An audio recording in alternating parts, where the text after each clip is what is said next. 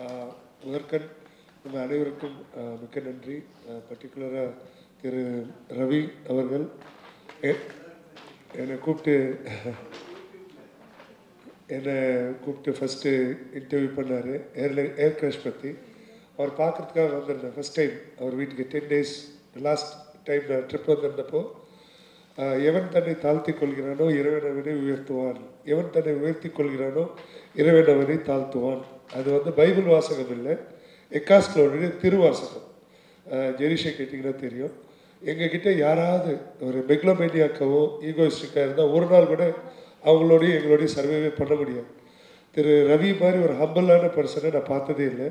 Morning ஒரு வீட்டுக்கு போனேன், சாயங்காலம் வரையிலும் ஒரு கூட இருக்க சொந்தக்காரர் அண்ணன் தம்பி எப்படி ஒருத்தர் நம்ம வீட்டில் இருக்கவங்கள ஒரு 5 minutes he made me feel ease. So அவர் வீட்டை விட்டு நான் போகும்போது ஒரு ஸ்பாஞ்ச் எப்படி தண்ணியை உரியுமோ அது மாதிரி அவர்கிட்ட இருந்த 10 மணி நேரத்தில் ஒரு 30 விஷயம் கற்றுக்கிட்டேன். அவரை நான் காக்கா பிடிக்கிறேன்னு நினைக்காதீங்க, காரணம் உண்மையான மேட்டர் இதை சொல்லணும்னு தோணுச்சு, அதனால் சொல்கிறேன். It's humble, very honest humble human being. அவர் வந்ததில் ரொம்ப சந்தோஷம். ஒன்று. ரெண்டாவது, அங்கிள் எனக்கு 18 வயசுலேருந்து தெரியும். அது முதல்ல நான் ஒரு 17 வயசில் பார்த்தேன். எந்த நாட்டில் நான் இருந்திருந்தாலும் என்னை வந்து பார்த்துருக்கார். ரஷ்யா 1-2 நாள் தவிர எப்பெல்லாம் எந்தெந்த நாட்டில் இருந்தாலும் பர்பஸ்ஃபுல்லாக வந்து என்னோட ஒரு வாரம் 10 நாள் தங்கியிருந்திருக்கார். கடைசியாக லண்டனுக்கு வந்து இருந்தார். 10 வருஷமாக இருக்க லண்டனில். இந்தியாவிலேருந்து வந்து ஒரே சொந்தக்காரர் எனக்கு அவர் தான். சிவகுமார் ஸ்கூல் டேஸ்லேருந்து தெரியும். 6வதுலேருந்து 12வது வரலும் ஃபர்ஸ்ட் ரோல் இருப்பார்.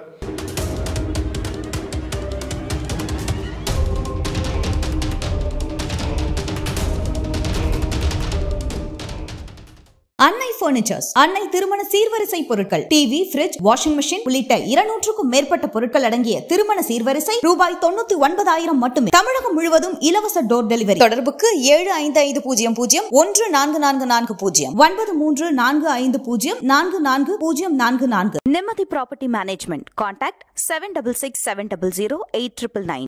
அவர் நல்லா படிப்பார், நான் நல்லா படிக்க மாட்டேன். அவர் பற்றி எனக்கு ரொம்ப பொறாம சின்ன வயசுல.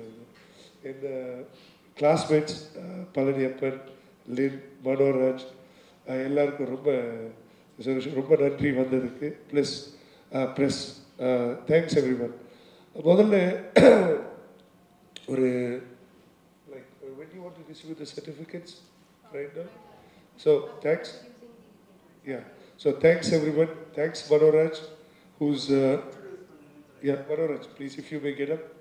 இவர் தான் மனோராஜ், பாண்டியன் ஹோட்டல்ஸ் வச்சுருக்காரு எங்கூரில். Is been my classmate and is a good friend of mine. Lin Coelho, is a ship captain. Is been my classmate as well. Thanks Lin for coming. Palaniappan Poes கார்டனில் இருக்கார், என்னோட classmate from school days. Thanks Palaniappan for coming. Sundarraj, is been my classmate working in TVS. Thanks Sundar. And Murali Babu, he's been with HR director for the last so many years, several IT companies. Thanks, Murali. Thank you. Thanks one and all for coming. ரொம்ப முக்கியமான விஷயம். சிலர் வந்து there is a saying in English, unknown we met, became the best of friends, well known we parted as the worst of enemies. எல்லா நல்ல காரியமும் ஒரு இன்ஸ்டன்ட்டில் நடந்துடும். கெட்ட காரியம் தான் ரொம்ப நாள் பிளான் பண்ணணும். ஒருத்தர் கொலை பண்ணணும்னா 10-15 நாள் பிளான் பண்ணணும். ஆனால் ஒருத்தரை லவ் பண்ணணும்னா 1 செகண்ட் போதும், பார்த்தோன்னே பிடிச்சிடும். அந்த மாதிரி நான் தற்செயலாக பை ஆக்சிடென்ட் திரு சிவாவுடைய நட்பு எனக்கு கிடைச்சது. என்னோட 10 வயசு பெரியவர். அவர் இல்லை அப்படின்ற பட்சத்தில் இன்றைக்கி நாங்களே இல்லை. ஏன்னா ஃபஸ்ட்டு நான் நிறைய பைத்தியக்காரத்தனமான விஷயம் நிறைய பண்ணியிருக்கேன். ஒரு டேட்டா சென்டர் ஓப்பன் பண்ணேன் ஜார்ஜியாவில், ஃப்ரீ கிளாஸிஃபைட்ஸ் ஓப்பன் பண்ணேன். அதோடைய மெக்னானிமிட்டி தெரியாமல் போன தொழில். பட் என்ன கடவுளை பிடிச்சதோட கடவுளுக்கு என்ன பிடிச்சிருக்குன்னு நினைக்கிறேன். எந்த தொழிலையும் மூடாமல் பார்த்துக்கிட்டார் ஒவ்வொரு ஸ்டேஜில். இப்போது இந்தியாவில் வந்து ஒரு 5000 காலேஜஸ் இருக்குது. ஆனால் இந்தியாவில் 2 ஃப்ரீ கிளாஸிஃபைட்ஸாக இருக்குது. ஒன்று குவிக்கர், ஒன்று OLX. அந்த பிஸ்னஸ் பண்ணுறது அவ்வளோ கஷ்டம். 5000 இன்ஜினியரிங் காலேஜ் வச்சு நடத்தலாம், 100 மெடிக்கல் காலேஜ் வச்சு நடத்தலாம், ஒரு ஃப்ரீ கிளாஸிஃபைட்ஸ் வச்சு நடத்த முடியாது. அது வந்து டேட்டாஸ் வேணும், டேட்டா சென்டர் வேணும், மார்க்கெட்டிங் டீம் வேணும். இப்போ நாங்கள் வந்து எக்கா ஸ்பேஸ், அதுவும் என் ஒய்ஃப் பேரில் இருக்குது, எக்கா ஸ்பேஸ்ன்னு சொல்லி 7 நாட்டில் நாங்கள் ஃப்ரீ கிளாஸிஃபைட்ஸ் வச்சுருக்கோம். ஸோ அது விளையாட்டாக ஆரம்பித்தோம் 2015. அப்போது எங்கள் கூட இருக்கவங்களாம் ஒரு வருஷம் கூட நாங்கள் சர்வை பண்ண மாட்டோம், எங்களால் டேட்டா போட்டு பார்த்துக்க முடியாது, டேட்டா சென்டர் ரன் பண்ண முடியாது. அப்போ என்ன பண்ணோம், 6 மாதத்தில் நாங்கள் we were paying a lot of money to the data centers to host. ஏன்னா உங்களுக்கு டிராஃபிக்கு கொடுக்கணும், நீங்கள் எல்லோரும் ஒவ்வொருத்தர் வீடு அட்வர்டைஸ்மெண்ட் பண்ணால் கொடுக்கணும், கார் அட்வர்டைஸ்மெண்ட் பண்ணால், வால்யூம் ஆஃப் டேட்டா. அப்புறம் என்ன பண்ணால் அப்போ கையில் கொஞ்சம் காசு இருந்தது. உடனே என்ன சொன்னேன், ரைட் ஃப்ரீ கிளாசிஃபைட் தானே, அடுத்த மாதத்துலேருந்து பணம் கொடுத்துரும், நம்ம ஒரு டேட்டா சென்டர் நம்ம ஓப்பன் பண்ணிடலாம்னு சொல்லி உடனே ஹார்ட்வேர் எல்லாம் ஆர்டர் பண்ணி ஹோஸ்ட் பாக்ஸ்ன்னு சொல்லி ஒரு டேட்டா சென்டர் ஓப்பன் பண்ணோம். Today it is called is பின்வி. 37,000 கஸ்டமர்ஸ் இருக்காங்க எங்ககிட்ட. ரொம்ப டிஃபிகல்ட் தெரியல பிஸ்னஸ் பண்ணுறோம். Armenia, Azerbaijan, Ukraine, Belarus. எங்களுடைய ஃப்ரீ கிளாசிஃபைட் எக்கா space is in about 7 countries. Turkey, Armenia, Ukraine, Belarus, Georgia. சாதாரண மக்களால் தொழிலே பண்ண முடியாதுங்க. ரொம்ப ரொம்ப கஷ்டமான தெரியும், பொலிட்டிக்கலி ஃபைனான்ஷியலி எல்லாம்.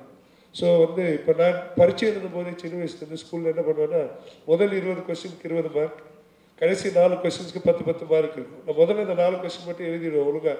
ஏன்னா எப்படி நமக்கு 40 மார்க்கு கிடச்சிடும், மற்றதெல்லாம் பரவாயில்ல பார்த்துக்கலாம். அப்புறம் அதே மாதிரி தான் டேட்டா சென்டர் ஆரம்பிச்சது, அதே மாதிரி தான் எக்கா ஸ்பேஸ் ஆரம்பிச்சது. இப்போ ஒரு அனலிட்டிக்கலாக அதை பார்த்துருந்தீங்க, லாஜிக்கலான ஒரு ஆள்கிட்ட போய் அறிவுள்ளவங்கிட்ட கேட்டிருந்தீங்கன்னு வச்சுக்கோங்க, ஒரு பிடெக்கோ எம்டெக்கோ படித்தவங்கிட்ட போய் சுகுமாரால் இந்த தொழிலை பண்ண முடியுமா, 10 நாளில் மூடிடுவார், வேலையை பாருப்பான்னு சொல்லியிருப்பாங்க. 10 வருஷம் ஆச்சு, நாங்கள் மூடலை. இன்றைக்கி எக்கா ஸ்பேஸை மட்டும் 20 crores கேட்குறாங்க ஹைதராபாத்லேருந்து, நாங்கள் கொடுக்கல. நீங்கள் நிறைய பேர் கேள்விப்பட்டிருப்பீங்க, பேக் லிங்க் அப்படின்னு ஒன்று இருக்குது. ஒரு பேக் லிங்கோடைய விலை இன்றைக்கி 1 லட்சம் ரூபா. வாட் இஸ் பேக் லிங்க் அப்படின்னு பார்த்தீங்கன்னா, இப்போ நீங்கள் கூகுளில் போய் காலேஜஸ் இன் சென்னை அப்படின்னு போட்டிங்கன்னா ஃபஸ்ட்டு வரும் எஸ்ஆர்எம் யூனிவர்சிட்டி, அப்புறம் எஸ்எஸ்என் காலேஜ், அமிர்தா. அது வந்து ஹவு கூகுள் வந்து அல்காரிதம் வந்து கூகுளுடைய அல்காரிதம் ஸ்கேன் பண்ணும் ஒரு period of so many years. News paper articles, TV, media, அதிலிருந்து வர எல்லாத்தையும் சேர்த்து அது ஒரு பேக் லிங்க் கிரியேட் பண்ணும். அந்த பேக் லிங்க் வந்து நீங்கள் காசு கொடுத்து கூகுளுடைய ப்ரியாரிட்டியில் வர வைக்க முடியாது. ஸ்பான்சர்ட் ஆட்ஸ், புரியுதா உங்களுக்கு? அது வந்து நீங்கள் ஒரு 10 வருஷம் ஒரு தொழிலை பண்ணி உங்களை பற்றி பல நியூஸ் பல இடத்துல வந்து அது எல்லாம் கூகுள் அல்காரிதம் போய் ஸ்கேன் பண்ணி அது பண்ணி அப்போ தான் ஒரு பேக் லிங்க் தன்னால் உருவாகும், அதை ஆரிஜினேட். அப்போ அந்த ஒரு பேக் லிங்கை போய் நீங்கள் காசு கொடுத்து வாங்கணும். ஒரு புதுசாக ஒரு தொழில் பண்ணுறாருன்னா அதோடைய விலை 1 லட்சம் ரூபா அந்த பேக் லிங்க். இப்போ நாங்கள் க்ளவுட் கம்ப்யூட்டிங் பற்றி ஒரு பேக் லிங்க் போய் யார்கிட்டயாவது கேட்டால் 1 lakh கேட்பாங்க. இப்போ எனக்கு எக்கா ஸ்பேஸ் அந்த ஃப்ரீ கிளாசிஃபைட்ஸில் மட்டும் எங்ககிட்ட ஒரு 5000 பேக் லிங்க்ஸ் வச்சுருக்கோம். ஹோட்டல்ஸ் இன் யுக்ரைன் எக்கா ஸ்பேஸ் வரும், ஆடி இன் ஜார்ஜியா எக்கா ஸ்பேஸ் வரும், அப்பார்ட்மெண்ட் இன் டர்க்கி எக்கா ஸ்பேஸ் வரும். அப்போ ஒவ்வொரு பேக் லிங்கோடைய விலையும் 1 லட்சம் ரூபா. புரியுதா உங்களுக்கு? 10 வருஷத்துக்கு முன்னாடி 2015 10 மாதம் எங்களால் தொழில் பண்ண முடியாதுன்னு நினச்சவங்களுக்கு இப்போ நாங்கள் 5000 பேக் லிங்க் வச்சுருக்கோம். அதை ஒருத்தர் ஹைதராபாத்லேருந்து கேட்குறாரு, 20 crores கொடுங்க, 25 crores கொடுங்க. இதெல்லாம் 10 வருஷத்துக்கு முன்னாடி ஒரு PhD முடித்த ப்ரொஃபஸர் கிட்டேயோ இல்லை. நான் நினைக்கிறேன் கடவுள், God doesn't like intelligent people, God likes innocent people. அதை வந்து நல்லா மக்கள் புரிஞ்சுக்கணும். கடவுளுக்கு வந்து புத்திசாலிகளோட நல்லவர்களை பிடிக்கும். ஏன்னா நான் புத்திசாலியும் கிடையாது, ஹார்ட் ஒர்க்கரும் கிடையாது. But I tried always to be a good human being.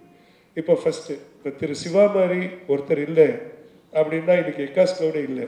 ஏன்னா ஃபஸ்ட்டு எக்காஸ் பேச ஆரம்பித்தோம், சரி இன்றைக்கி பணம் வந்துடும், நாளைக்கு பணம் வந்துடும், 10 வருஷம் கழிச்சு இப்போ தான் எங்களுக்கு பணம் வரும் அதில். அப்புறம் நாங்கள் பின்வி ஆரம்பித்தோம் டேட்டா சென்டர். இப்போ 30,000 கஸ்டமர்ஸ் இருக்காங்க. அதுலேயும் இட் டுக் 7 years.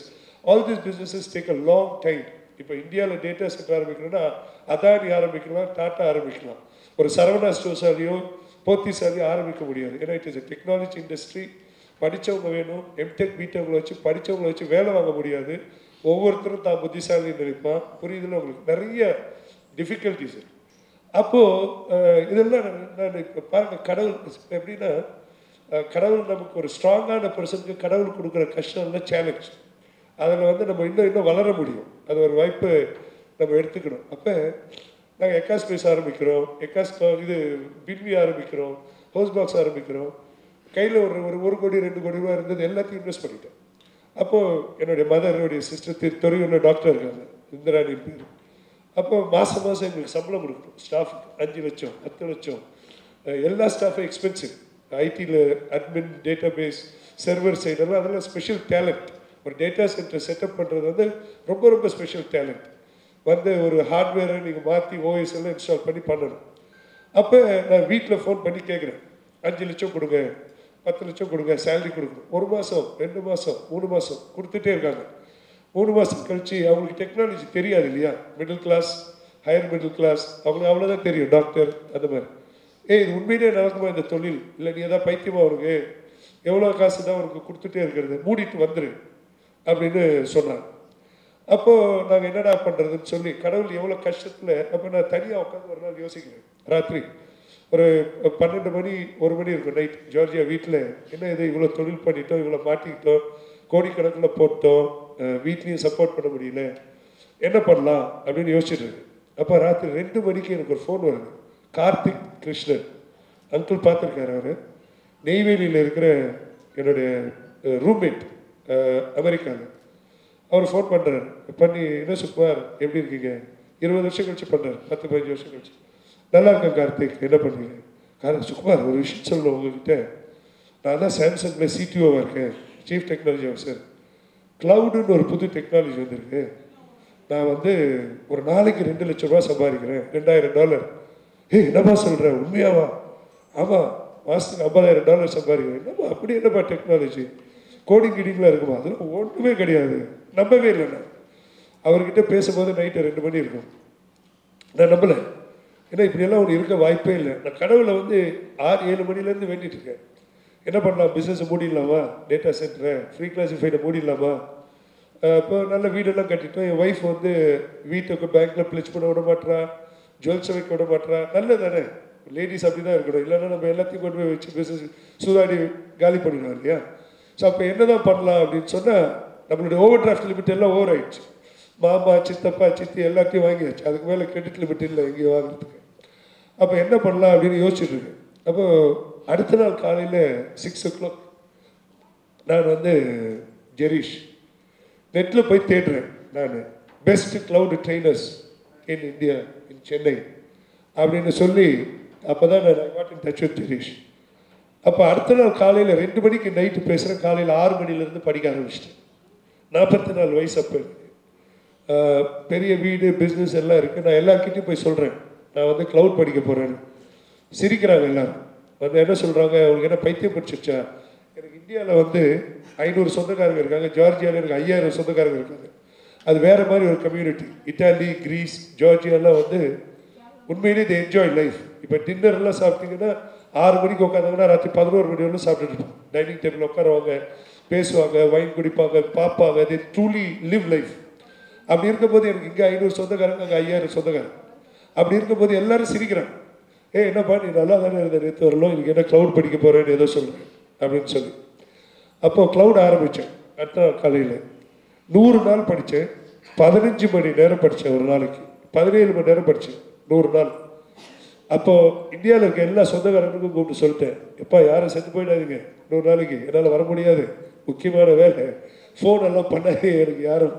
100 நாள் கழிச்சு சாவுங்க பெரிய மாலையாக போடுறேன். இப்போ அதுக்கு முன்னாடி போயிடாதீங்க, பார்க்க கூட முடியாது. உண்மையிலேயே நடந்த விஷயம் இது.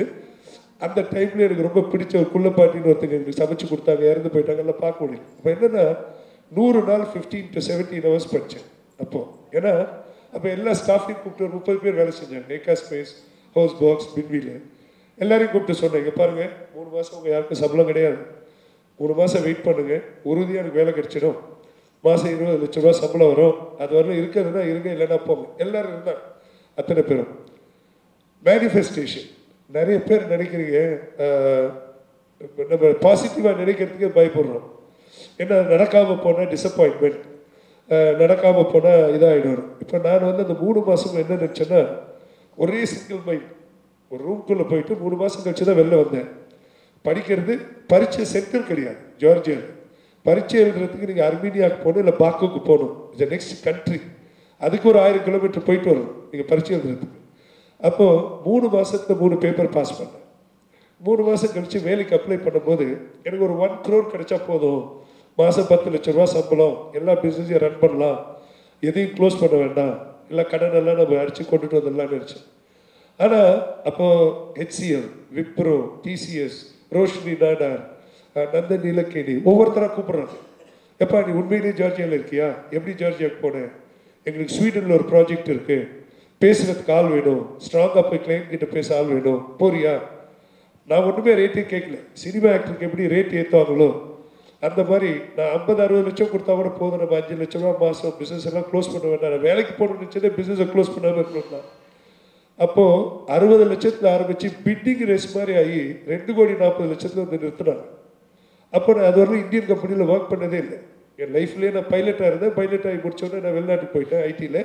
ஐடியில் இந்தியன் கம்பெனியில் வேலை செஞ்சது ரொம்ப கஷ்டம். இந்தியன்ஸோட வேலை செய்கிறது ஒவ்வொருத்தரும் ப்ராஜெக்ட் மேனேஜர் ஆனோன்னு முருகர் கடவுள்னு வச்சுக்கோங்க. இப்போ என் ஆட்டிடியூடுக்கு அது ஒத்து வராது.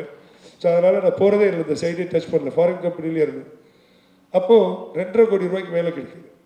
போகிறோம், ஒரு 2 மாதம் 3 மாதத்தில் எல்லா கடனையும் அடிச்சுட்டு பிஸ்னஸ் எல்லாம் எக்கா ஸ்பேஸு, ஹவுஸ் பாக்ஸு, ஒரு 20-30 பேர் வேலை செய்கிறாங்க. எல்லோரும் ஹாப்பி, எல்லோரும் ஃபாரினர்ஸ். கடனே இல்லை, வாங்கின காசெல்லாம் திருப்பி கொடுத்துட்டு ரொம்ப ஹாப்பி. 6 மாதம் ஆனோட கையில் காசு வந்துச்சு. ஏதாவது பண்ணணுமே, திருப்பி லண்டனில் உட்காந்துட்டு சம்பாதிக்கிறோம், வேலையும் விட பிடிக்கல. அப்போது ஜெரீஷ் கிட்ட கூப்பிட்டு சொன்னேன், நான் ஜெரீஷ் ஒரு சென்டர் ஓப்பன் பண்ணலாம், உலகத்துலேயும் இல்லாத மாதிரி ஒரு ட்ரைனிங் சென்டர் போடுவோம். நம்ம வேலைச்சேரியில் போய் இடம் பாருங்கள், நம்ம வந்து ஃபீஸ் கீஸெல்லாம் விட்டுருங்க, நம்மக்கிட்ட எவனா வந்து படித்தாலும் அத்தனை பேரும் பாஸ் பண்ணணும், அத்தனை பேரும் வேலைக்கு போகணும். ஏன்னா க்ளவுட் ஆர்கிடெக்டாவோ டேட்டா சயின்டிஸ்டாவோ யாராலையும் ஆக முடியல. யூடியூப்பில் வீடியோ இருக்குது, இன்டெலிபேட் இருக்குது, எவ்வளோ இருக்குது, ஆனால் எதுவுமே சொல்லிக் கொடுக்க மாட்டாங்க யாருக்கும்.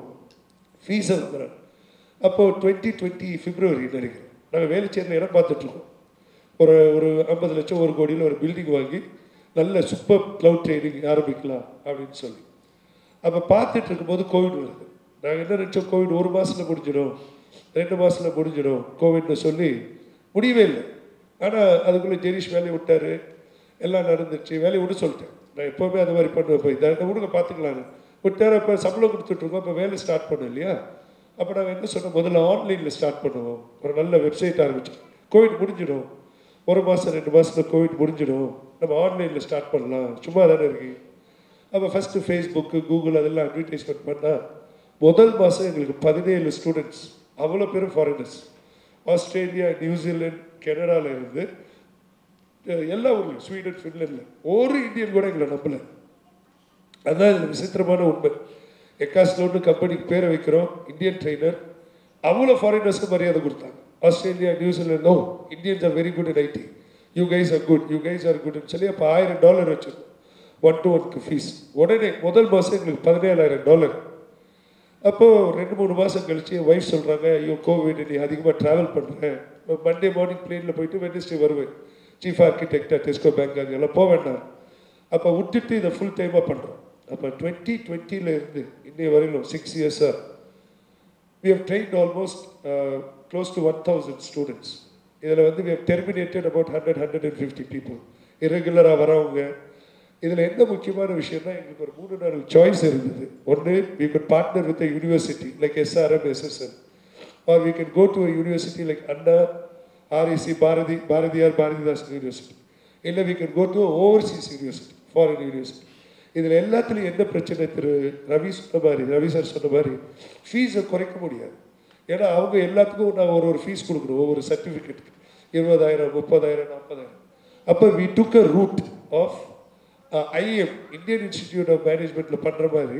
அவங்க வந்து IIM வந்து they are not affiliated to any university, they are deemed universities and they do not give you a degree, they give you only a diploma, postgraduate diploma in business management, 11 மாதம் course. அப்போ நாங்கள் என்ன நினச்சோன்னா, we will have to take the route of IIM. World class Infosys Narayanamurthy, Roshni Nadar, Nandan Nilekani, Ajith Premji, Tariq Premji மாதிரி ஆளுங்களை போர்டில் வச்சு உலகத்திலே சொல்லித்தராத மாதிரி ஒரு சிலபஸை ரிவர்ஸ் இன்ஜினியரிங் பண்ணுறோம். எதனால் ஒரு பையன் ஒரு வேலைக்கு போகிறான், அவன் ஏன் ஃபெயில் ஆகும்? இன்ஃபோசிஸ் எல்லாம் விட்டுருங்க, விப்ரோ, இன்ஃபோசிஸ், HCL விட்டுருங்க, ஆரக்கிள், IBM, மைக்ரோசாஃப்டில் ஏன் இங்கேருந்து போகிற பையன் ஃபெயில் ஆகும்? என்ன கேட்குறான் கொஸ்டின்ஸ், அதை சிலபஸாக போடு, அதை நடத்து. அதுக்கு என்னென்ன தேவை, தியரி தேவை, லேப் தேவை, லினக்ஸ் தேவை, நெட்வொர்க்கிங் தேவை, டேட்டாபேஸ் தேவை, எல்லாம் நடக்கும். எதுக்கும் எக்ஸ்ட்ரா ஃபீஸ் சார்ஜ் பண்ணாது, ஒரே ஃபீஸ், ஒரே இது. ஸோ இனிஷியலாக எங்களுக்கு பீப்புள் ட்ரஸ்ட் பண்ணுறதுக்கு பயந்தாங்க. ஆனால் அதுக்குள்ளே என்னாச்சு, முதல் 1 மாதம் 2 மாதத்தில் ஃபாரினர்ஸ் வந்து சேர்ந்தோடனே எங்களுக்கு நல்ல ரிவ்யூ வர ஆரம்பிச்சது. அப்புறம் கொஞ்சம் கொஞ்சமாக ஸ்டூடெண்ட்ஸ் வர ஆரம்பித்தாங்க. ஒரு லாஸ்ட் 1 இயர் வரையிலும் வெறும் 1-to-1 மட்டும்தான் நாங்கள் பண்ணிகிட்டு இருந்தோம். எங்களோட ஃபீஸ் ஜாஸ்தி, ஃபாரினர்ஸால் மட்டும்தான் அஃபோர்ட் பண்ண முடியும். அப்புறம் அமிர்தாக்காக இங்கே வந்தோம். இப்போது இந்த ஸ்டூடெண்ட்ஸ் கிட்டெல்லாம் நான் ஸ்டூடெண்ட்ஸ் கிட்டெல்லாம் சொல்கிறது என்னென்னா, ஒரே நிமிஷம் let me take a language. இப்போ நீங்கள் எல்லாருமே நான் இப்போ ஜெரீஷ் கிட்ட படிச்சுட்டு இருக்கும்போது என்ன பண்ணேன் 3 months கோர்ஸில் I make it very simple and short 10 hours theory படிப்பேன் லேப் படிப்பேன் அதை முடித்த உடனே ப்ளூம்பர்க் ஃபைனான்ஷியல் டைம்ஸ் ஃபோர்ப்ஸ் எல்லாமே லேட்டஸ்ட் என்ன நடக்குது அங்கன்னு சொல்கிறத ஃபுல்லாக பார்த்துட்டே இருப்பேன். ஸோ இப்போ உங்கள் எல்லாத்துக்கும் அதில் tell you 1 minute stories and I finish up this. இப்போது என்னென்னா ஒரு எல்லா ஸ்டூடெண்ட்ஸும் நினைப்பீங்க என்னடா எக்காஸ்டோரில் சேர்ந்தால் நிறைய பேர் சர்டிஃபிகேட் வாங்கிட்டீங்க. விவேகா இருக்கட்டும், அவங்க டாக்டர் சவிதாவாக இருக்கட்டும், அப்புறம் ஷாம் சங்கராக இருக்கட்டும், நீங்கள் எல்லாம் பாஸ் பண்ணிட்டீங்க ஏற்கனவே. இதெல்லாம் ஹிஸ்ட்ரியிலேயே நடந்ததில்லை. ஏடபிள்யூஎஸ்ஸே சொல்கிறான் அசோசியேட் பாஸ் பண்ணுறதுக்கு 5 years ஒர்க் எக்ஸ்பீரியன்ஸ் வரும்னு சொல்கிறான் இல்லையா? வெப்சைட்டில் சொல்கிறான் 5 years ஒர்க் எக்ஸ்பீரியன்ஸ் இருந்தால் தான் பேச முடியும், பாஸ் பண்ண முடியும். நம்ம கோர்ஸை முடிஞ்சு 5 நாள் கூட ஆகல, அதுக்குள்ளே நீங்கள் 3 பேரும் பாஸ் பண்ணிட்டீங்க மெரிட்டில். உங்கள் எல்லாத்துக்கும் நான் என்னுடைய லைஃப்பில் 3 விஷயம் நடந்தது. ஒரு விஷயம் உண்மையிலே நடந்தது, 2 விஷயம் நான் கேட்ட கதை. அதை நான் சொல்கிறேன், உங்களுக்கு அது இன்ஸ்பைரிங்காக இருக்கும். என்னென்னா நான் ஃப்ளைங் முடிச்சுட்டு 1 வருஷம் வேலை இல்லாமல் இருந்தேன். அப்போது அங்கிளை போய் பார்ப்பேன் டெய்லி. அவர் என்ன டெல்லிக்கு கூப்பிட்டு போய் பல பாலிட்டிஷியன்ஸ் எல்லாம் இன்ட்ரடியூஸ் பண்ணார். அப்போது நான் சபரிமலைக்கு போகலாம், எப்போவுமே கஷ்டத்தில் இருக்கும்போது தான் கடவுள் ஞாபகம் வரும் இல்லையா? நல்லா பணம் தான் கடவுளை மறந்து வரும். அப்படி இருக்கும்போது சரி சபரிமலைக்கு போனாலும் எங்கள் வீட்டில் யாரும் போனதே இல்லை சபரிமலைக்கு. அது நான் தான் முதல்ல போகிறேன். அப்போ எங்கள் அப்பாட்ட போய் சொல்கிறேன் நான் சபரிமலைக்கு போவேன். என்ன நல்லா தானே இருந்தால் நேற்று வரணும், இன்றைக்கி என்னாச்சு நினச்சிருவேன். அப்போ சபரிமலைக்கு போகிறப்போ பெரிய பாதைன்னு சொல்லி இந்த 60 kilometers இருக்குது. மாதம் ஒரு நாள் கோயில் திறப்பாங்க. அந்த மாதம் திறக்கிற அன்றைக்கி பெரிய பாதையில் போவோம் நடந்து, சரிங்களா? அப்போ ஒரு தடவை ஒரு 6-7 பேரோட போனேன், என் மாமாவோட ஃப்ரெண்ட்ஸோடலாம். 60 kilometer நடக்கணும் இல்லை, 30-40 kilometer நடந்தால் செருப்பெல்லாம் போடாமல் சட்டை இல்லாமல் ரொம்ப டயர்டாகிட்டேன். ஒரு 30 kilometer இருட்டு, ராத்திரி 2-3 மணி இருக்கும். சரி, அப்போ நான் திருப்பி வந்துடலாம் காருக்கு, ஏன்னா வந்த வழி தெரியும் இல்லையா? அப்போ எல்லாம் சுற்றி கித்தி தேடி பார்க்குறேன், யானை சத்தம் கேட்குது, புலி சத்தம் கேட்குது, ஒருத்தரையுமே காணோம். என் கூட வரவங்க ஸ்டூடெண்ட்ஸ்க்காக சொல்கிறேன், இது உண்மையிலே நடந்த ஈவெண்ட். அப்போ ஒரு சரி காருக்கு போயிடலாம் திருப்பின்னு உட்காந்துருக்கேன். அப்போ பக்கத்தில் யாரும் என் முதுகில் கை வைக்கிறாங்க. நான் கண்ணே திறக்கல, ரொம்ப டயர்ட், பசி, தண்ணி தாகம், தண்ணி இல்லை, பாத்ரூம் போகணும், எப்படி இருக்கும் யோசிப்பாரு. இந்த வேஷமே நம்ம போட்டதில்லை முன்னாடி, முதல் தடவை இந்த வேஷம் போடுறோம், அன்கன்வீனியண்ட்டாக இருக்குது. சரி போயிடலாம் அப்படின்னா பக்கத்தில் ஒருத்தர் வந்து என் மேலே கை வைக்கிறாங்க. அப்போ கண்ணை திறந்து பார்த்தா ஒரு 6 அடி நம்பூதிரி ஒருத்தர் நல்ல தேஜஸாக வெளில உட்காந்துருக்காரு. என்ன விஷயம் அப்படின்னு கேட்குறேன். நான் உடனே டார்ச் எடுத்து மேலே அடிச்சு காட்டுறேன் மலையில். இதை எப்படி ஏறுறது, என் கூட வந்தவங்களாம் யாருமே இல்லை, நான் திருப்பி காருக்கே போயிடலாம், எனக்கு தெரியும் கார் எங்கே இருக்குன்னு, நான் வண்டிக்கே போயிடலான்னு நினச்சேன். பாதி வழி வந்துட்டே மீதி வழியும் போயிடலாமே. நான் திருப்பி டார்ச் லைட் வச்சு காட்டினேன். இதெல்லாம் என்னால் ஏறவே முடியாது. உடனே அந்த பெரியவர் அந்த டார்ச்சை வாங்கி கீழே வச்சு காட்டினார். இதை பாரு நீ, அதை விட்டுரு, இதை பாருன்னார். ஐயையோ, இதை நானாக ஏறி வந்தேன், இது எவ்வளோ கஷ்டம் ஏறி வந்துட்டேன், இதை பாரு இப்போ இது எவ்வளோ ஈஸியாக இருக்குன்னார். ஏறி போயிட்டேன். ஒரு 2 நிமிஷம் கழிச்சு கண்ணை மூடி கண்ணை திறந்து பார்த்தா அவர் ஆளை காணோம். அதுக்கப்புறம் ஃபுல் ஜேர்னியில் அவரை தேடிட்டே இருந்தேன். கடைசி வரலாம் என்னால் கண்டுபிடிக்கவே முடியல. இன்னும் அந்த ஃபேஸ் ஞாபகம் இருக்குது. எப்போ வாழ்க்கையில் இப்போ டேட்டா சென்டர் ஆரம்பிக்கும் போது சம்பளம் கொடுக்க கஷ்டப்போ அந்த நைட்டு தான் எனக்கு ஞாபகம் வந்தது. கடந்து வந்த பாதையை யோசிச்சு பார்த்தேன். பைலட் ஆனோம், அமெரிக்காவுக்கு போனோம், லண்டன் போனோம், இது என்ன மேட்ரு, ஒன்றும் மேட்ரு இல்லை. இப்போது அதனால் அவங்க எல்லாத்துக்கும் நான் என்ன சொல்கிறேன், சர்டிஃபிகேட் பாஸ் பண்ணோன்னா கஷ்டமாக இருக்கும். அப்போ என்ன பண்ணணும், நீங்கள் நான் கடந்து வந்த பாதையை யோசிப்பேன். 10th 12th BE first year, second year, third year, இது ஒன்றுமே கிடையாது இனிமேல் ப்ரொசீட் பண்ணுறதுக்கு. இது ஒன்று உண்மையிலே நடந்த விஷயம். எனக்கு 2 சின்ன இன்ஸ்பிரேஷனல் ஸ்டோரி, 2 நான் திரு சத்குருக்கிட்ட இருந்து கேட்டது. அவர் அப்பப்போ பேசுவார் என்னோட மாதத்துக்கு ஒரு தடவை. அவர் சொன்ன 2 முக்கியமான ஸ்டோரிஸ் என் மனசுலேயே தங்கின ஸ்டோரிஸ். இது 2 எனக்கு ரொம்ப இன்ஸ்பயர் பண்ணது. ஒன்று என்னென்னா, இது பைபிள் ஸ்டோரி. ஆக்சுவலாக 2000 வருஷத்துக்கு முன்னாடி Jesus was walking on the street பெத்லஹேமில்.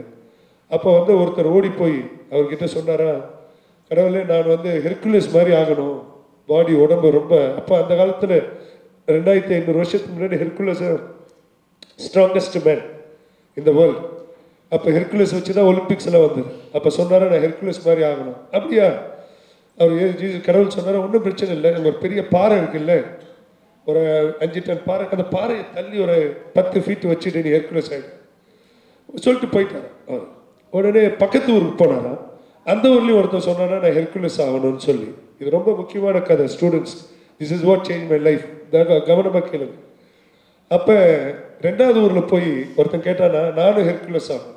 அப்போ கடவுள் சொன்னாரா, இந்த பாறையை நீயும் தள்ளு, இன்னொரு பாறை அங்கே இருந்தது சொல்லிட்டு போயிட்டார். ஒரு வருஷம் கழிச்சு வந்தானா, அந்த முதல் ஊரில் இருக்கவன் அப்படியே இருந்தானா ஒல்லியா. என்னப்பா நீ ஹெர்குலஸ் ஆகல? சார் ஐயா நீங்கள் சொல்லிட்டு போயிட்டீங்க, நானும் டெய்லி போய் அந்த பாறையை தள்ள கஷ்டப்பட்டேன்.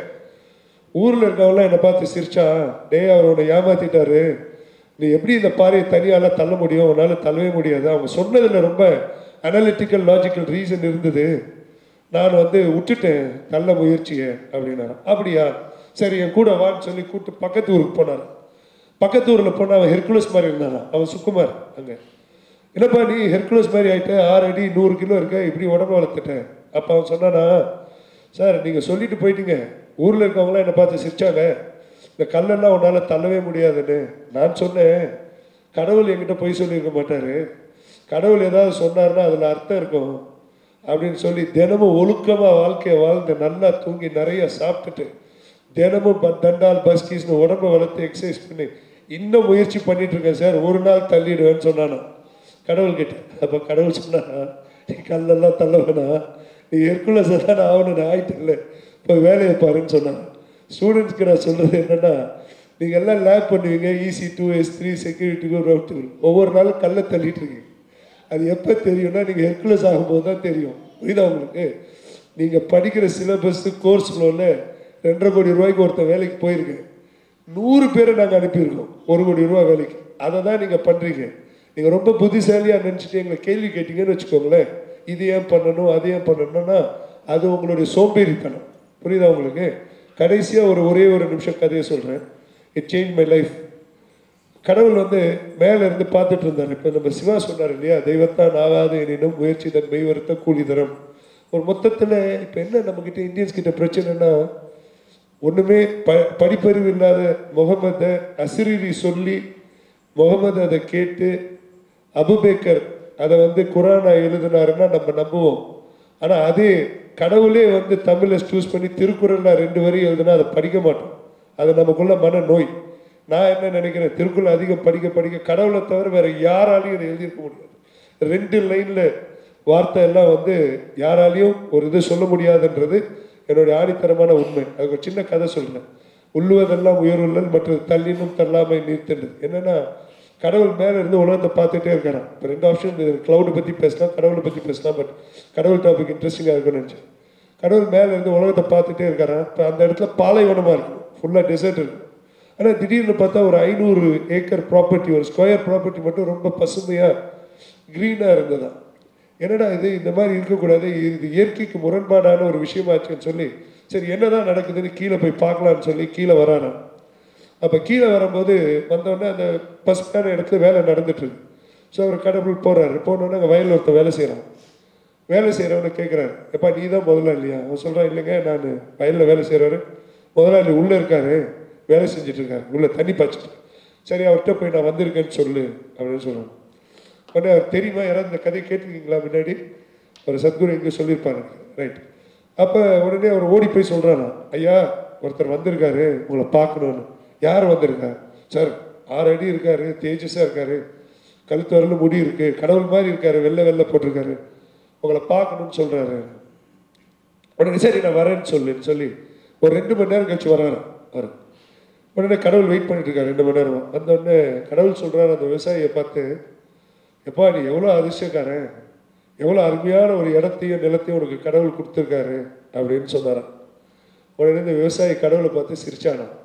எதுக்குப்பா சிரிக்கிறேன்னு கேட்டான். அப்போ விவசாயி சொன்னானா, ஐயா நான் இந்த உலகத்தில் 70 வருஷமாக தான் இருக்கிறேன், இந்த இடம் 7000 வருஷமாக இருக்குது, கடவுளும் இருக்காரு 7000 வருஷமாக. ஆனால் கடவுளும் இந்த இடமும் 7000 வருஷமாக அது டெசர்ட்டாக இருந்தது, பாலைவனமாக இருந்தது. நான் இருக்கிற 70 வருஷம்தான் இது பூங்காவனமாக இருக்குது. என்னுடைய உழைப்புக்கு நீங்கள் மதிப்பு மரியாதையும் கொடுக்காம எனக்கு அதிர்ஷ்டசாலி, கடவுள் உனக்கு ரொம்ப அனுகிரகம் கொடுத்தாருன்னு சொல்கிறீங்க. நான் உங்களை என்ன சொல்கிறது, எனக்கு நிறைய வேலை இருக்குது, நான் போய் பார்க்கணுன்னு போயிட்டாரேன். அப்போ தான் கடவுளுக்கு தெரிஞ்சுதான் உண்மையான உழைப்புக்கு முன்னாடி ஒருத்தனுடைய விதியே அவனுடைய உழைப்பை மாற்றுறதுக்கு உண்டான சக்தி இருக்குன்னு. அப்போது நிறைய பேர் நினச்சிட்டு இருக்காங்க, இப்போ நான் ஒரு சாதாரண குடும்பத்தில் பிறந்தேன், 100 நாடு போயிருக்கேன், 110 நாடு போயிருக்கேன். இப்போது சில பேசிக் ரொம்ப ரொம்ப சாதாரண. It is simple to be happy but difficult to be very simple. அதுதான் ஒரு பிரச்சனை. நான் ஒரு சின்ன விஷயம் சொல்கிறேன், இதுதான் கடைசி ஸ்டோரி, இதுக்கப்புறம் ஸ்டோரி சொல்லுவாங்க. அப்போ வேலு கவுண்டர்னு ஒருத்தர் இருந்தார் எங்கள் ஊரில், துறையூரில். அவர் ரொம்ப 6 அடி, ரொம்ப வெள்ளையாக திரு ரவி மாதிரி இருப்பார். எனக்கு ரொம்ப பிடிக்கும். சின்ன வயசுலேருந்து வயசானவர், எங்கள் தாத்தாவுடைய ஃப்ரெண்டு. அப்போ நான் ஒரு நாள் அமெரிக்காலாம் போயிட்டு வந்துட்டு அவர்கிட்ட போய் கை கொடுத்தேன். நல்லா உழைச்சி ஃபார்மர், 100-200 ஏக்கர் வச்சுருந்தேன். என் கையை பிடிச்சி, என்னடா தாத்தா பக்கம் வந்தியா, எப்படி இருக்கார் உங்கள் தாத்தா, நல்லா இருக்கார். அப்போ நான் சொன்னேன், அங்கிள் இந்த மாதிரி நான் அமெரிக்காவில் கார் வாங்கிட்டேன், வீடு வாங்கிட்டேன், அது வாங்கிட்டேன், இது வாங்கிட்டேன் அப்படின்னா அவர் என் கையை பிடிச்சி பார்த்து அப்படியே என்ன பார்த்துட்டே இருந்தார். என்ன அங்கிள், நீ என்னடா உண்மையிலே பைத்தியமானு கேட்டார். ஏன் அங்கிள் இப்படி சொல்கிறீங்க? உங்கள் சொந்தக்காரங்க தாத்தா பாட்டி எல்லாம் நிலம் போலலாம் இங்கே இருக்குது, அமெரிக்காவில் போய் அப்பார்ட்மெண்ட் வாங்கினன்ற, கார் வாங்குறேன், பைத்தியமாட்டி எல்லாம் இங்கே வந்து நாட்டுக்கும் மக்களுக்கு ஏதாவது நல்லது பண்ணாமல் இப்படி பண்ணுறியே அப்படின்னாரு. அப்போ அந்த தாக்கம் வந்து ரொம்ப நாள் இருந்தது என்னுடைய வாழ்க்கையில். எப்போல்லாம் போய் நான் பெரிய கார் வாங்கினேன், பெரிய வீடு வாங்கினேன், சுவிட்சர்லாந்து போயிட்டேன், ஜெர்மனி போயிட்டேன்னா இதெல்லாம் ஒன்றுமே கிடையாது. நம்ம நாட்டுக்கு போய் நம்ம எதாவது செய்யணும். அன்றைக்கி அவர் வேலு கவுண்டர் சொன்னது தான் ஞாபகம்.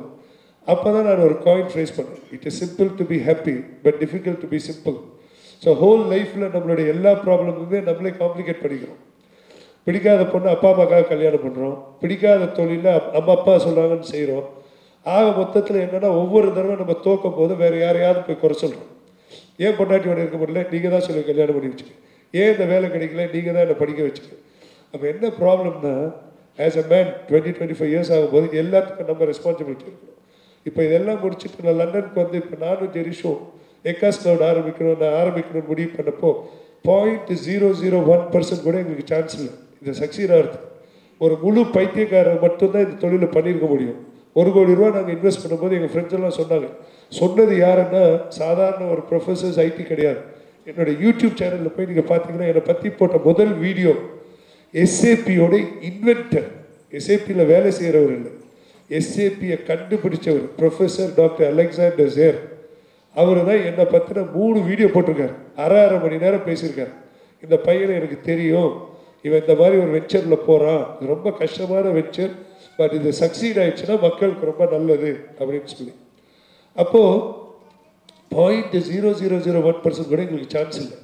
நிறைய பேர் சொன்னாங்க இந்த 1 கோடி ரூபாய் நீ கோயில் உண்டியில் போட்டுடலாம் இந்த வேலையை பண்ணுறதுக்கு. ஆனால் ஒரே ஒரு எண்ணம் மட்டும் எங்ககிட்ட இருந்தது, படித்தவனுக்கு வேலை கிடைக்கல, எங்கே படிக்கிறதுன்னு தெரியல, எல்லாம் குழம்பி போயிருக்காங்க, எல்லா பெரிய கம்பெனியும் காசை வாங்கிட்டு $1 பில்லியன் கம்பெனியாக இருக்காங்க. இது எப்படி, இதுக்கு யாராவது ஒருத்தர் ஒரு சொல்யூஷன் கண்டுபிடிச்சு தான் நம்ம செய்யலாம். போனால் 1 கோடி தானே போகுது, பரவாயில்ல சம்பாரிச்சிக்கலாம்னு சொல்லி ஆரம்பித்தோம்.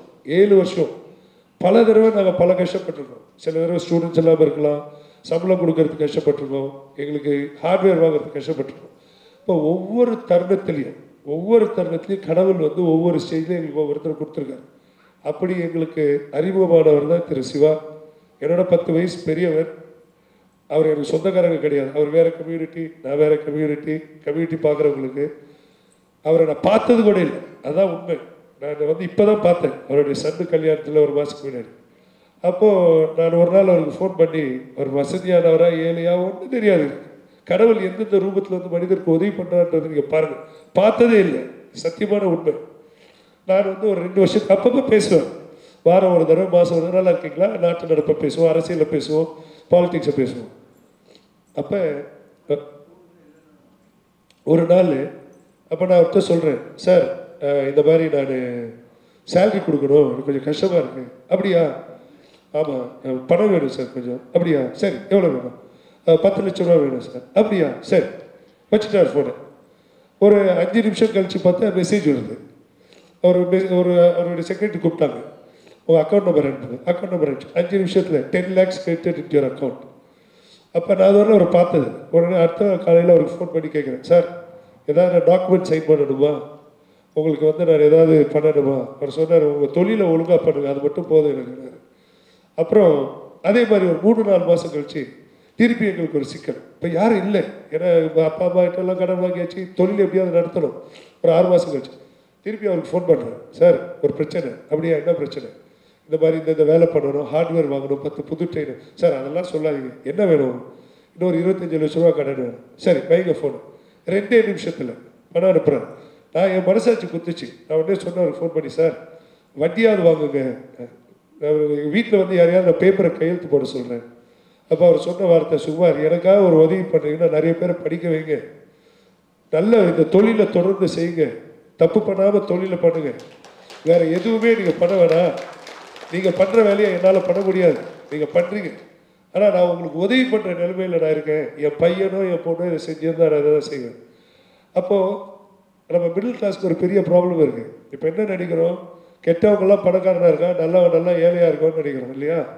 இப்போ நல்லவனை கெட்டவனை பார்த்து, கெட்டவன்லாம் நல்லவனை பார்த்து பயந்த காலம் போய் நல்லவனெல்லாம் கெட்டவனை பார்த்து பயப்படுற காலத்தில் இருக்கோன்னு நம்ம நினைக்கிறோம். அதெல்லாம் தப்பு.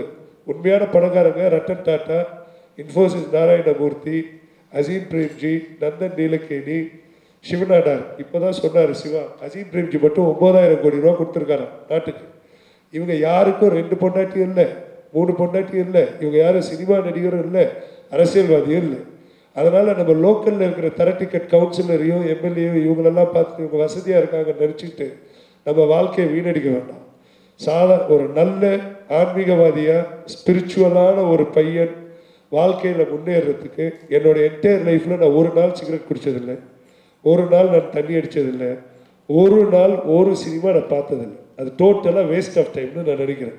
என் வீட்டில் பல ஆக்டர்ஸ் வந்து ஜார்ஜியாவில் இருந்திருக்காங்க, ஒருத்தனோட நான் ஒரு ஃபோட்டோ கூட எடுத்ததில்லை. எனக்கு 10 கோடி ரூபா இருந்தால் நான் படம் எடுப்பேன், நான் தான் ப்ரொடியூசர், நான் சொல்கிற கதையை வச்சு அவன் படம் எடுக்க போகிறான். புரியுதா அவங்களுக்கு? அந்த கான்ஃபிடென்ஸ் எனக்கு இருந்தது. இவன் வந்து என்னோட ஒரு பெரிய ஆள் இல்லை, இவனோட போய் நம்ம ஃபோட்டோ எடுக்கணும்னு நெசசிட்டி இல்லை. பலர் வந்து இதை வந்து திமிருன்னு நினைப்பாங்க, நான் இது வந்து என்னோடய செல்ஃப் ரெஸ்பெக்ட்னு நினைக்கிறேன். இதுதான் வித்தியாசம்.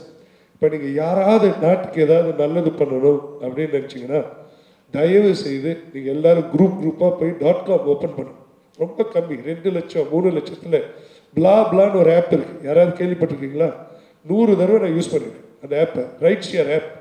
BMW கார்லேருந்து மெர்சிடிஸ் கார்லேருந்து இங்கேருந்து பெங்களூருக்கு போகலாம். இப்போ போட்டு பார்த்தீங்கன்னா யாராவது போவாங்க, உங்களை கூட்டிகிட்டு போவாங்க. ஒரு சின்ன ஐடியா, எல்லோரும் ஃப்ரீயாக கார் ஓட்டிகிட்டு போகிறாங்க, ஒருத்தன் கிரியேட் பண்ணான். இன்றைக்கி அந்த ஆப்போடைய ஒர்த்தை 100 crores. தனி ஒருத்தன் டெவலப் பண்ணது, ஒரு ஜாவா ப்ரோக்ராமர். 100 கோடி ரூபாய்க்கு ஒர்த் ஆகிட்டேன். நீங்கள் உங்கள் எல்லாரும் இந்த 21 பேர், அனிருத், விவேக், டாக்டர் சவிதா, அப்புறம் எத்தனை பேர், ஸ்ரீகாந்த், இவ்வளோ புத்திசாலியான பசங்களெல்லாம் நான் பார்த்ததே இல்லை. ஹார்ட் ஒர்க் பண்ணி 40 நாள் 50 நாள். இப்போ நான் படிச்சுன்னா எனக்கு வேறு வழி இல்லாமல் நான் படித்தேன். அப்போ நான் என்ன சொல்கிறேன், உங்கள் எல்லாத்துக்கும் நீங்கள் தயவு செய்து ஆப்பை ஓப்பன் பண்ணுங்க, கண்டினியூஸாக படிங்க. இப்போது நீங்கள் நினச்சிட்டு இருக்கீங்க சுகுமார் வந்து HSBCயில் சொல்லுவார், அமிர்தாவில் சொல்லுவார், அங்கே சொல்லுவார். நான் எங்கே சொல்லி உங்களுக்கு வாங்கி கொடுத்தாலும் உங்களுக்கு சப்ஜெக்ட் நாலேஜ் இல்லை, உங்களுக்கு நீங்கள் பண்ணலைன்னா எங்கே போனாலும் 1 மாதம் 2 மாதத்தில் டெர்மினேட் ஆகிடும். படித்து பாஸ் பண்ணுற அளவுக்கு இப்போது எங்கள் கூட இருந்த நிறைய பேருக்கு தெரியும். நிறைய பேர் நம்ம டெர்மினேட் பண்ணியிருக்கோம், ரெகுலராக வராதவங்கள. நான் கிளாஸ்க்கு வந்தாலே பயப்படுறாங்க நிறைய பேர், ஒரு ஸ்டூடெண்ட்ஸ் டெர்மினேட் ஆவாங்க, இல்லை ட்ரெயினர்ஸ் டெர்மினேட் ஆவாங்க.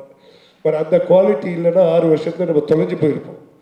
இன்றைக்கி world's most searched keyword online cloud training, AWS cloud training, Azure cloud training. எந்த கீவேர்ட் போட்டாலும் எக்காஸ் க்ளவுட் ஃபஸ்ட்டு பேஜில் இருக்கும், இல்லை ஃபஸ்ட்டில் இருக்கும். நமக்கு அப்புறம் தான் கூகுள் இருப்பான், நமக்கு அப்புறம் தான் AWS இருக்கும். பார்த்துருக்கீங்களா? நமக்கு அப்புறம் மைக்ரோசாஃப்டோடைய சொந்த பேஜ் பிங், அதில் போய் க்ளவுட் ட்ரைனிங்னு போட்டிங்கன்னா முதல்ல எக்காஸ் க்ளவுட் வரும், அதுக்கு அப்புறம் தான் மைக்ரோசாஃப்ட் வரும். அப்போது 7 வருஷத்துக்கு முன்னாடி நான் போய் டாக்டர் இவர்கிட்ட சொல்கிறேன், அலெக்சாண்டர் சேர்த்தேன், இந்த மாதிரி நான் ஒரு நாள் கொண்டுட்டு வந்துடுவேன், ஃபஸ்ட்டு நாங்கள் வர மாதிரி. அப்போ அவர் வந்து சிரித்தார், சுகுமார் 100 கோடி ரூபா நீ செலவு பண்ணால் கூட உன்னால் முதல்ல வர முடியாது, நீ ஏதோ தெரியாமல் சின்ன பிள்ளைத்தனமாக பேசுகிறேன். அதுக்கு தான் நான் திருப்பி சொல்கிறேன், கடவுளுக்கு நல்லவர்களை பிடிக்கும் ஒழிய புத்திசாலிகளை பிடிக்காது. என்னென்னா புத்திசாலி இட்ஸ் a டிஃப்ரென்ஸ், புரியுதில்ல உங்களுக்கு? ஸோ நீங்கள் புத்திசாலியாக இருக்கணும், பட் முதல்ல நல்லவராக. So I wish you all the very best. என்னுடைய லைஃப்பில் ஏதாவது நான் பண்ண முடியும் உங்கள் எல்லாத்துக்கும் தான். Idea is to get 100% placement. அடுத்த ஈவெண்ட் எவ்ரி 3 months நம்ம நடத்த போகிறோம்.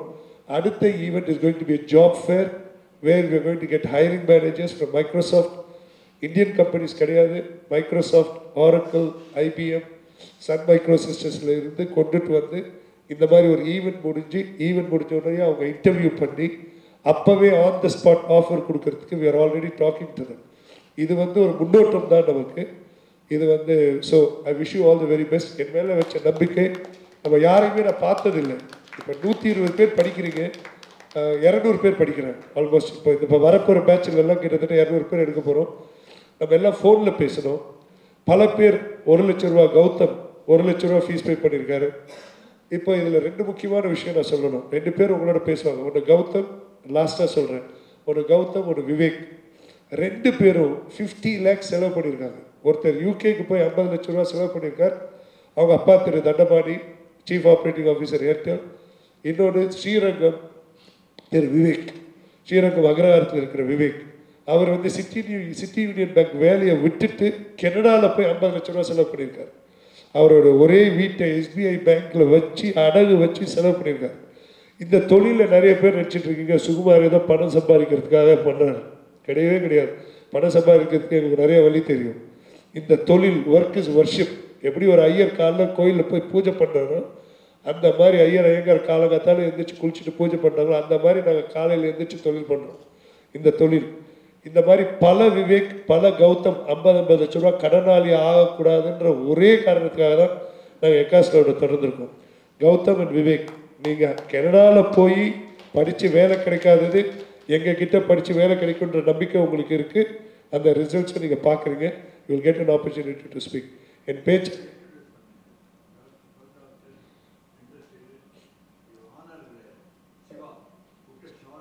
ப்ளீஸ் அக்கா ஐயா வாங்க. இன்னைக்கு திரு சிவா இல்லைன்னா நான் இல்லை, திருப்பி சொன்ன மாதிரி ஐயா ப்ளீஸ் வா. எஸ் சார் சொல்லுங்கள்.